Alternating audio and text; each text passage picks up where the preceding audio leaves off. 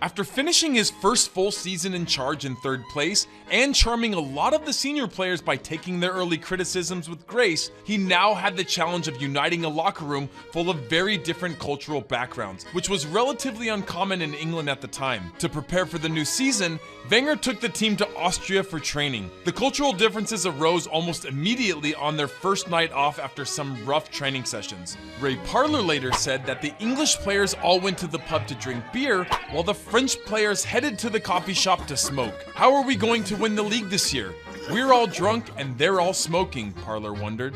Well, that was to change. Les Professeurs, as Wenger became known, brought a completely different outlook on pretty much every part of the game to English football, which was still in the dark ages. He was constantly trying to find new ways to get an edge. Training, recovery, conditioning, diet. He demanded short passes. On the training pitch during preseason, there were balls all over the pitch. English players had never seen this. They were just used to running a lot to get in shape before the season. He fed the team pasta and fish before matches when they were used to steak and chips. How foreign. They moved towards combating the drinking culture of English football, with Tony Adams being the sparkling example of Wenger's genius. A week before Wenger arrived, Adams had gone public with his alcoholism, and he himself believed he was done with the game. Wenger grew up above a pub in the Alsace and knew that alcohol was never going to help his players. He got his club captain through a difficult time and addressed these bad habits throughout the Arsenal side.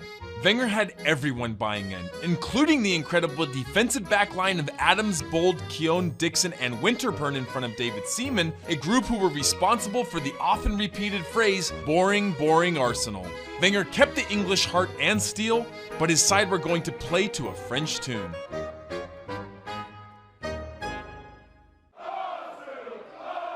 In his first full season in charge, it all went to plan, picking up a Premier League title with an FA Cup thrown in, making Wenger the first ever foreign manager to win the double.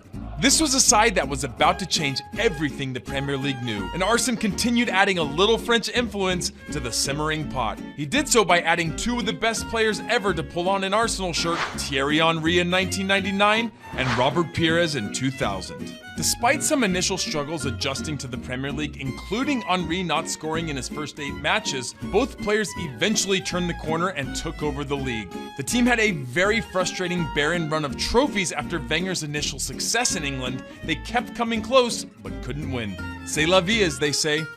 But the French corps, led by Henry and Vieira, won L'Arsenal, the league and FA Cup double again in the 2001-2002 season. Sylvain Wiltord scored the winning goal to secure the title at arch-rivals Manchester United. The team finished the season having scored in every single league fixture, and they were unbeaten on the road. Wenger was feeling confident that something special was about to happen. Nobody will finish above us in the league. It wouldn't surprise me if we were to go unbeaten for the whole of the season, Wenger said. And their incredible run did continue. On opening day of the season, they got their 14th league win in succession, a new record. They then set a new top-flight record of 22 away league matches without defeat, scored in 47 straight matches, again a new record, and later surpassed Manchester United's Premier League goal total of 29 matches unbeaten. But by the end of the season, they went bust and only took home an FA Cup. But this side wasn't done. Cue the Invincibles, who made Arsenal's 2003-2004 season parfait. Their French captain, Patrick Vieira, was completely dominant. Robert Pires was a magician. French-speaking players like Kolo Touré and Lauren did their part, and Thierry Henry was simply magnifique, scoring 39 goals in all competitions and just missing out on the Ballon d'Or. Wenger's Invincibles became the first team in more than a century to go through the entire domestic league season unbeaten, claiming the league title in the process. The record eventually reached 49 matches unbeaten, solidifying the team's place in history. Somebody threw me a t-shirt after the trophy was presented which read, "Comical Wenger says we can go the whole season unbeaten. I was just a season too early," said Wenger. The footballing world was stunned, and the foreign influence in the Premier League was undeniable, a precedent that was being set by Wenger's boys. "It was one of my dreams," Wenger said. "I learned that you can achieve things that you think are not achievable." While he has faced plenty of criticism, with the right way of thinking and the right mix of an English core and foreign flair, Wenger has gone on to win more and more trophies and set more and more records, always with at least one Frenchman in his side. It is is that French influence, that foreign invasion that has made the Premier League one of the most dynamic leagues in the world. It started with English roots, but then France came. What I like about Arsenal, and I am very proud of, is that the club is a mixture of respecting traditional values while not being scared to move forward, Wenger said. I believe in the last 15 to 20 years you have all of that. Fantastic periods, difficult periods. I stayed here for the respect I have for all that. We're glad you stayed too, Arsene.